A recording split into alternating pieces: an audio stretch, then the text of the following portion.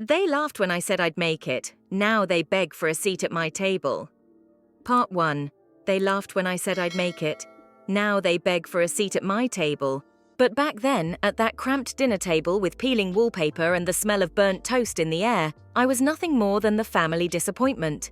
"Emily, you're just a failure!" Dad sneered across the table, his voice cutting sharper than the cheap plastic knife I was nervously gripping. The others chuckled. Mum, my brother, even Aunt Karen, who was supposed to be on my side.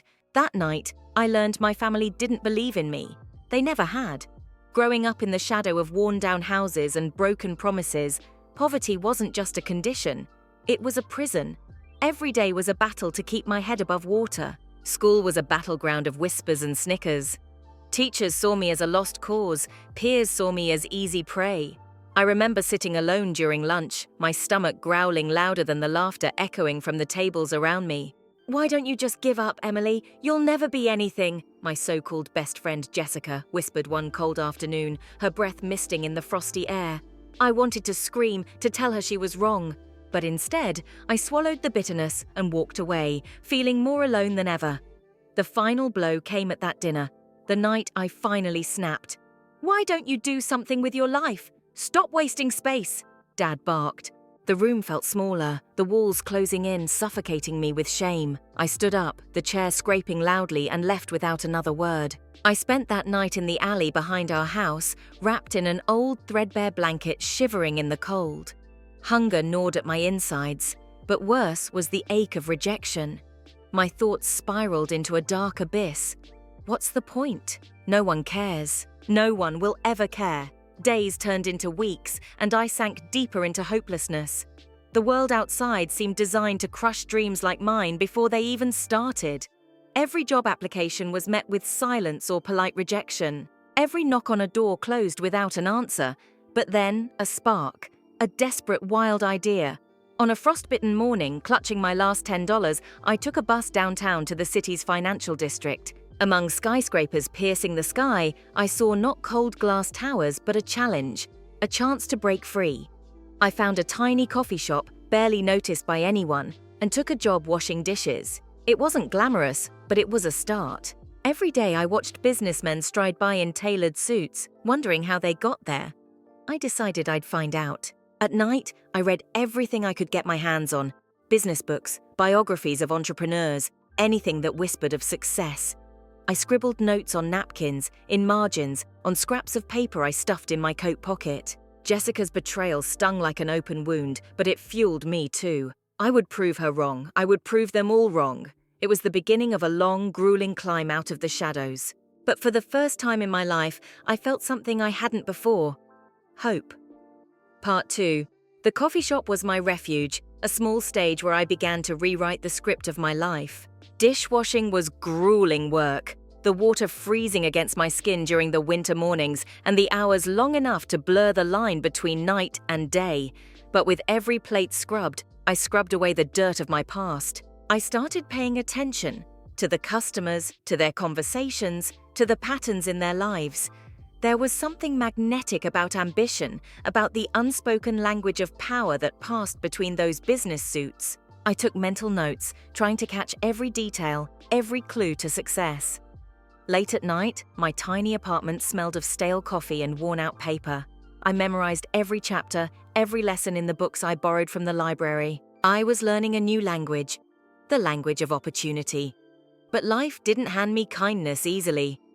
One cold, grey morning, I was called into the manager's cramped office. His eyes were sharp, his tone colder than the winter wind outside. "Emily, I'm sorry, but we're letting you go," he said flatly. "Business is slow. We need someone who can multitask better."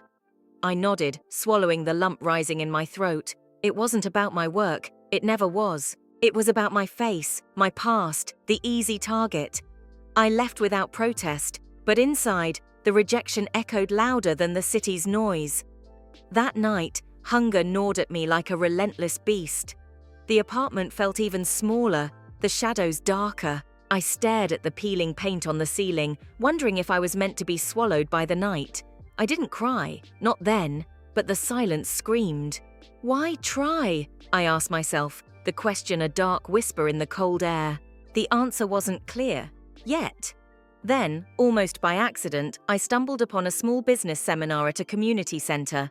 The speaker was a woman who had clawed her way out of poverty, her story raw and real. Something inside me snapped. I signed up for every free class I could find, devouring knowledge like a starving person at a banquet. The more I learned, the more my confidence grew. Fragile at first, then stronger, like steel forged in fire. I began small, selling handmade crafts online. The money was tiny, but it was mine. Every dollar was a victory, every sale a step away from the dark pit of despair. Jessica's betrayal haunted me still, how she had turned her back, laughing with the others. But it was a ghost I faced head-on, not a wound to hide. One night, scrolling through my messages, I found an invitation from an unexpected source, the same woman who had spoken at the seminar. She believed in my grit and offered me a mentorship. With trembling hands, I accepted. The days blurred into a whirlwind of meetings, late-night planning, and relentless hustle. I juggled temp jobs to pay rent, sacrificed sleep for progress, and swallowed my pride with every setback. My family's faces haunted me, the sneers, the pitying looks, the disbelief. Yet now, those memories fueled a fire that would not be extinguished. Months turned into years. My tiny business grew. I took risks, some reckless, some calculated, but all driven by the hunger to change my fate. I invested every cent into growth, networked in rooms I never imagined entering, learned the art of negotiation, and embraced failure as a brutal but necessary teacher. And through it all, I kept one secret locked deep inside. The moment I'd prove them all wrong was coming. Part 3. When the invitations started arriving, I almost didn't open them. Invitations to gala events, to exclusive business dinners, to board meetings. The world I had only dreamed about was suddenly knocking at my door. I was no longer the girl who sat silently at the dinner table, ignored and dismissed. I was the CEO of a thriving company, a rising star in the city's business circles. The night they arrived, the 5 black limousines pulled up to the restaurant where my family had gathered for what I was told was a celebration dinner. The irony was not lost on me. The doors swung open and I walked in, dressed in a sleek, tailored suit, heels clicking confidently on the marble floor. Behind me, the 5 billionaires who had become my business partners followed, their presence commanding respect. My father's face went pale. My mother's mouth opened, but no words came out. Jessica, the friend who had turned her back, avoided my gaze, her smile brittle and forced. "Good evening," I said coolly, voice steady despite the pounding in my chest. "Thank you all for coming." I could feel their eyes wide with shock, disbelief, maybe even regret. I wasn't sure if they recognized the woman standing before them, the girl they had laughed at, scorned, and abandoned. My heart was a storm of emotions. Part of me wanted to shout, to demand apologies, to tear down the walls they had built around themselves. But I didn't, because the most powerful revenge was the one that came wrapped in success and grace. I offered a toast. To new beginnings, my voice ringing clear and steady. Later, as the night unfolded, some of my family tried to approach me, their words laced with hesitation and false warmth. "Emily, we were wrong. We see now what you've become," Dad said, voice shaking. I looked at him, eyes cold but steady. "I'm not the same girl you cast aside. I built this with my own hands." Jessica's attempt at friendship was even more fragile. "Can we start over?" I smiled, a slow, measured smile. "No, Jessica, I forgive, but I don't forget." I walked away from the table, the weight of years lifting from my shoulders. The hunger, the cold, the loneliness, all were behind me now. Outside, the city lights glittered like a promise. I was no longer a prisoner of my past, I was the architect of my future.